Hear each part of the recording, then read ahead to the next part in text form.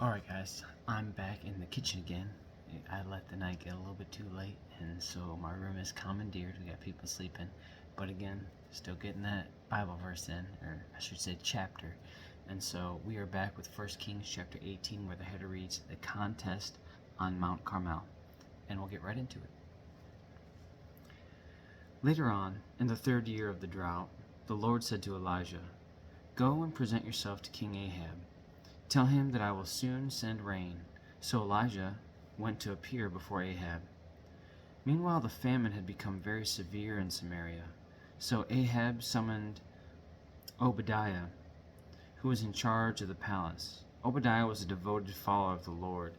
Once, when Jezebel had tried to kill all the Lord's prophets, Obadiah had hidden 100 of them in 2 caves. He put 50 prophets in each cave and supplied them with food and water. Ahab said to Obadiah, We must check every spring and valley in the land to see if we can find enough grass to save at least some of my horses and mules. So they divided the land between them. Ahab went one way by himself, and Obadiah went another way by himself. As Obadiah was walking along, he suddenly saw Elijah coming toward him. Obadiah recognized him at once and bowed low to the ground before him. Is it really you, my lord Elijah? He asked. Yes, it is, Elijah replied. Now go and tell your master, Elijah is here. Oh, sir, Obadiah protested. What harm have I done to you that you are sending me to my death at the hands of Ahab? For I swear by the Lord your God that the king has searched every nation and kingdom on earth from end to end to find you. And each time he was told Elijah isn't here, King Ahab forced the king of the nation to swear to the truth of his claim. And now you say, Go and tell your master Elijah is here? But as soon as I leave you, the Spirit of the Lord will carry you away to who knows where. When Ahab comes and cannot find you, he will kill me. Yet I have been a true servant of the Lord all my life. Has no one told you, my Lord, about the time when Jezebel was trying to kill the Lord's prophets? I hid 100 of them in 2 caves and supplied them with food and water. And now you say, Go and tell your master Elijah is here? Sir, if I do that, Ahab will certainly kill me. But Elijah said, I swear by the Lord Almighty, in whose presence I stand, that I will present myself to Ahab in this very day. So Obadiah went to tell Ahab that Elijah had come, and Ahab went out to meet Elijah. When Ahab saw him, he exclaimed, So is it really you, you troublemaker of Israel? I have made no trouble for Israel, Elijah replied. You and your family are the troublemakers, for you have refused to obey the commands of the Lord and have worshipped the images of Baal instead.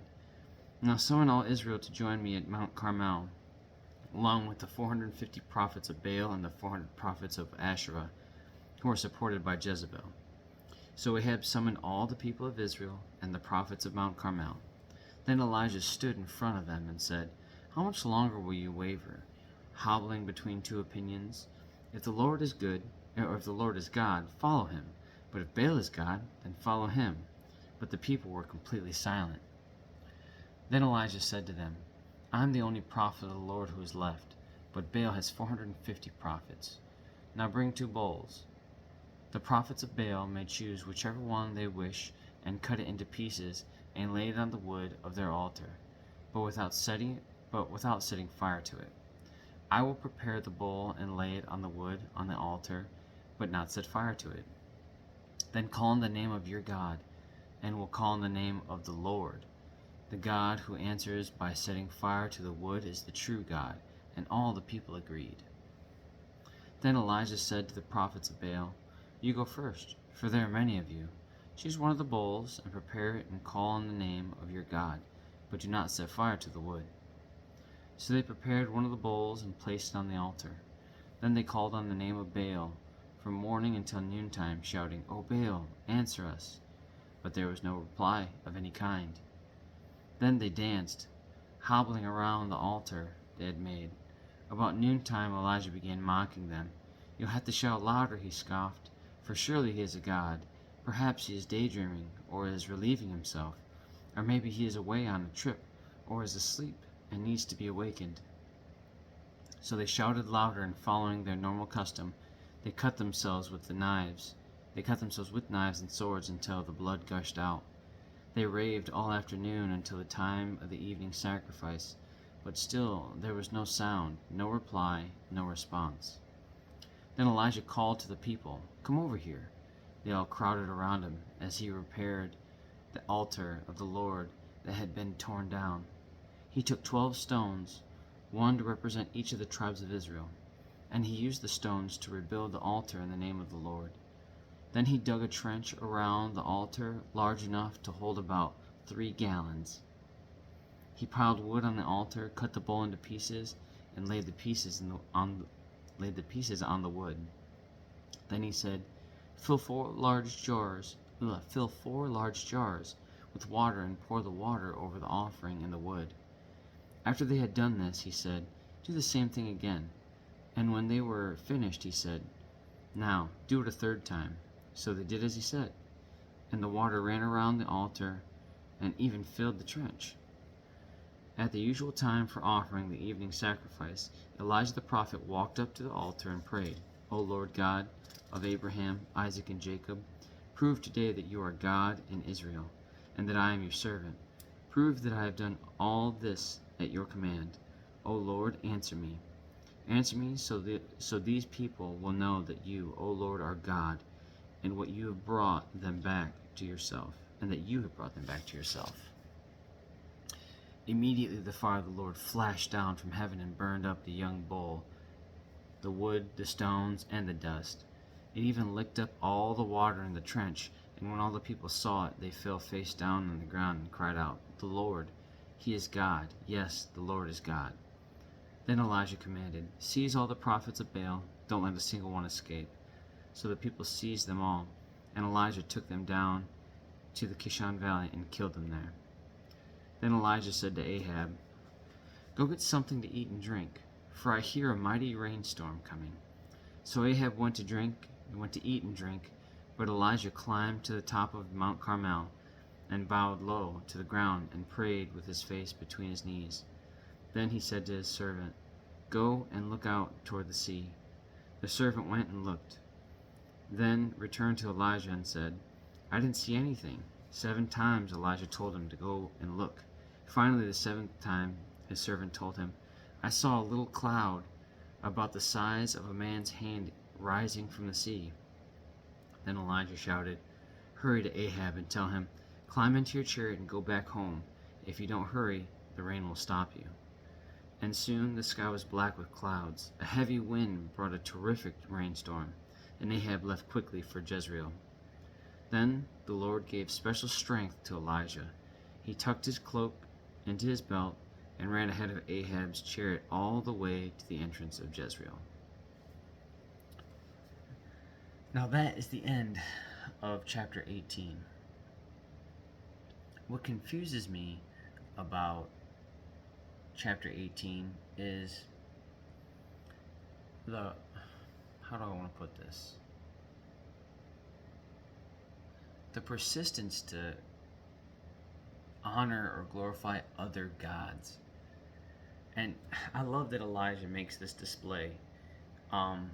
It's unfortunate that it's necessary, and I know that God does this. It's interesting because he killed all the priests of Baal, but he did it for them. He did it for the people so they could see, guys, who you are worshiping and following. Why? Why are you doing this? He's showing them just how unnecessary it is, how pointless it is. And I don't understand what would have sparked these things. The origin of people is under God's will. Garden of Eden, Adam and Eve, Cain and Abel. I mean, even when the choices that were being made were poor, it was still clear that God had his intervention, and he held them in their hands. And I want to make sure that I explain that the bad choices were not God that were making the bad choices. It was us. And so when we see this continue to happen, what relationship do they have with Baal? What relationship do they have with these Asherah poles? Why are they doing this? What was the start of this? If they recognize that nothing comes of this, and that God is the provider, the creator, the father, the one that guides us, the one that holds us when we're down and beaten and downtrodden, all these things. What is it about? I don't understand. And again, it's humbling because when I reflect on things of today, you know, how do I let money be my God? How do I let these things be my God when, there's a sense of necessity. I have to have it in order to survive, right? But God knows the things that I need to have in order to survive. And so Elijah had the opportunity to be so bold as to be the only prophet to stand in front of thousands, tens of thousands. He said to all of Israel.